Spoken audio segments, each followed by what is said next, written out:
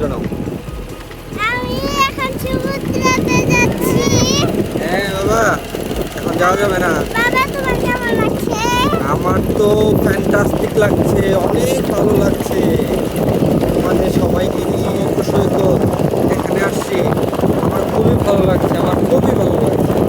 ঢেউটা কি আমাদের কাছে এসে পড়বে? হ্যাঁ, ঢেউটা কি আমাদের কাছে এসে এই পড়বে? এইদিকে ধরো, হ্যাঁ।